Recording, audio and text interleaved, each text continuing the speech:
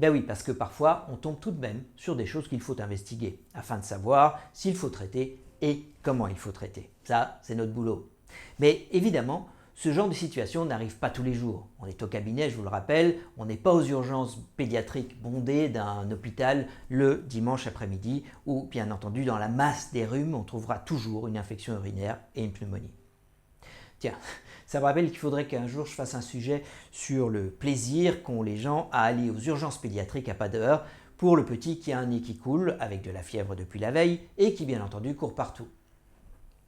Alors, bien entendu, et n'en déplaise aux conspirationnistes anti-vax, avoir une population d'enfants vaccinés et vivant dans un cadre d'hygiène raisonnablement bon nous aide beaucoup.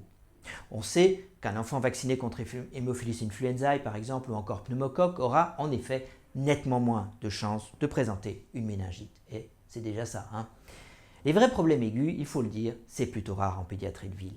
Ces problèmes-là, évidemment, il ne faut pas passer à côté.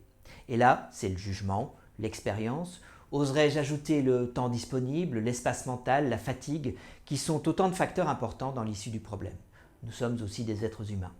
Et oui, je sais, comme on me l'a déjà dit à 2 h du matin, devant une toux qui durait depuis une semaine et devant laquelle je bâillais un peu, ben vous avez choisi votre métier, tout de même, docteur. C'est cela, oui. Et donc, voilà, faut-il tester cet enfant pour mieux comprendre ce qui se passe? Alors, d'abord, ça fait mal, une prise de sang. Ensuite, ça coûte un peu. Et puis, est-ce que le résultat du test changera vraiment mon traitement? Est-ce que je ne vais pas tomber sur un résultat anormal, mais complètement sans importance pour le problème qui nous occupe, mais qui pourrait alors mener à plus d'investigations, probablement inutiles, douloureuses, coûteuses, ou menant même à des séquelles possibles?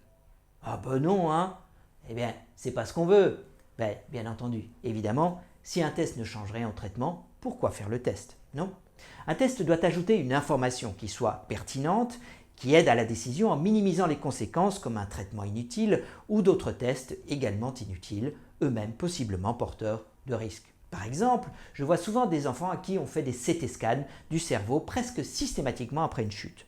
Alors pour les collègues qui regardent et qui pourraient penser que je prends des exemples extrêmes, non, ce n'est pas une situation, un contexte européen.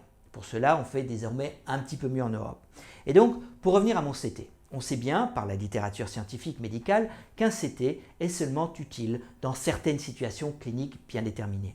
Le résultat est que beaucoup d'enfants sont donc irradiés pour rien. Un CT, c'est en effet beaucoup de rayons X.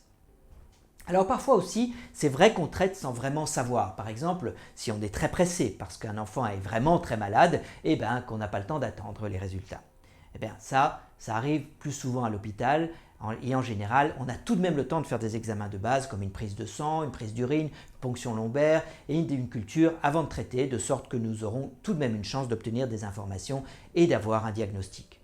Mais en clinique quotidienne, tout de même, franchement, on est rarement si pressé et un test adéquat peut nous aider à trouver le traitement le plus logique avant de traiter. Et donc, en résumé, il faut traiter uniquement quand c'est nécessaire pour comprendre et par ailleurs, certains tests comme une culture doivent aussi être faits avant de traiter, sinon on peut passer à côté du diagnostic. On reparlera des tests plus tard quand nous parlerons du surdiagnostic.